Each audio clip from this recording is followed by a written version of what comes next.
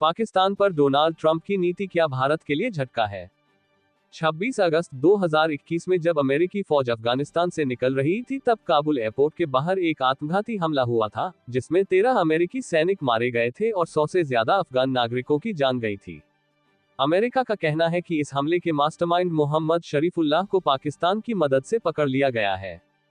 शरीफुल्लाह की गिरफ्तारी को लेकर ही मंगलवार को अमेरिकी राष्ट्रपति डोनाल्ड ट्रंप ने पाकिस्तान की सरकार को धन्यवाद कहा था। अमेरिकी की खुफिया एजेंसी CIA के निदेशक जॉन रैटक्लिफ ने बुधवार को फॉक्स बिजनेस के साथ इंटरव्यू में कहा कि शरीफुल्लाह मंगलवार की रात वॉशिंगटन DC आ गए हैं और अभी अमेरिकी हिरासत में हैं। अमेरिका के राष्ट्रीय सुरक्षा सलाहकार माइकल वॉल्ट्ज ने फॉक्स न्यूज से कहा कि शरीफुल्लाह ने काबुल धमाके में अपना गुनाह स्वीकार कर लिया है। CBS न्यूज से अमेरिका के एक सीनियर रक्षा अधिकारी ने कहा कि शरीफुल्लाह को 10 दिन पहले ISI और CIA के साझा अभियान में पकड़ा गया था। ट्रंप ने पाकिस्तान को जिस तरह से धन्यवाद कहा, उससे एक संदेश गया है कि पाकिस्तान आतंकवाद के खिलाफ वैश्विक लड़ाई में शामिल है और इसे हराने में मदद कर रहा है। ट्रंप के इस धन्यवाद के बाद भारत में पाकिस्तान के उच्चायुक्त रहे अब्दुल बासित ने एक्स पर लिखा, ट्रंप ने अमेरिकी संसद को संबोधित करते हुए एक अफगान आतंकवादी को पकड़ने और अमेरिका को सौंपने के लिए पाकिस्तान की प्रशंसा की है।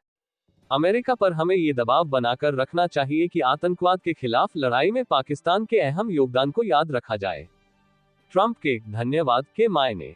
पाकिस्तान के मीडिया में ट्रंप के शुक्रिया की काफी चर्चा हो रही है।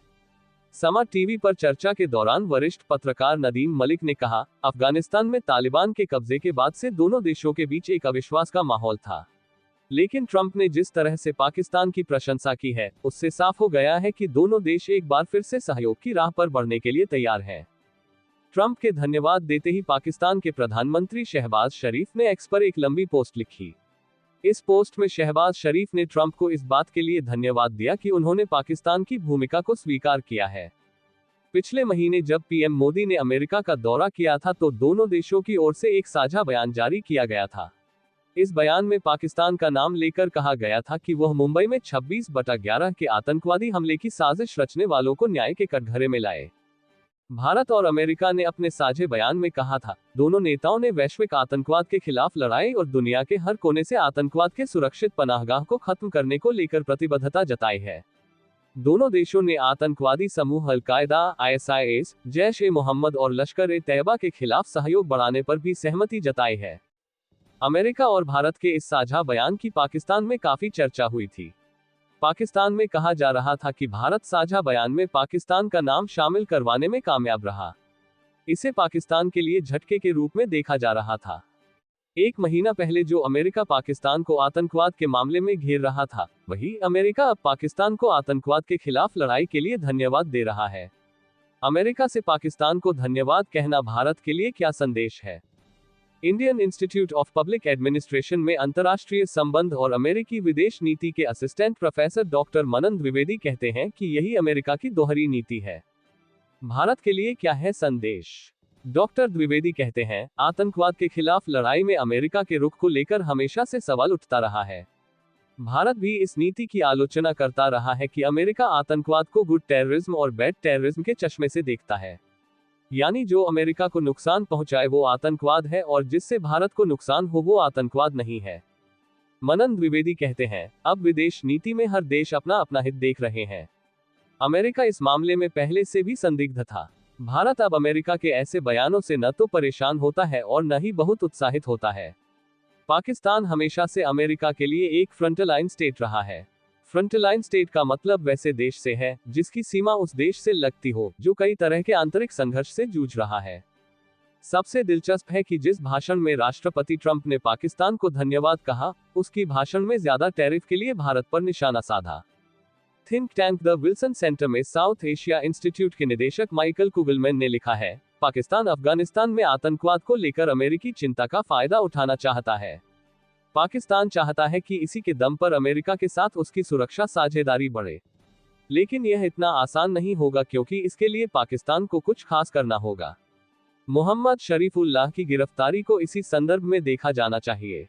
माइकल कुगलमैन ने लिखा है, कुछ लोग उम्मीद कर रहे थे कि ट्रंप प्रशासन पाकिस्तान की सेना के खिलाफ सख्ती से पेश आएगा, प्रतिबंध लगाएगा और इमरान खान की रिहाई के लिए दबाव डालेगा, लेकिन शरीफुल्लाह की गिरफ्तारी में अमेरिका और पाकिस्तान के बीच सहयोग बताता है कि अमेरिका अब भी पाकिस्तान की सेना पर भरोसा करता है। अमेरिका को लगता है कि पाकिस्तान अब भी कुछ मोर्चों पर मददगार साबित हो सकता है। ट्रंप की रणनीति क्या है? इससे पहले अमेरिका ने पाकिस्तान को $3.97 करोड़ उसके F-16 प्रोग्राम को मेंटेन करने के लिए देने की घोषणा की थी।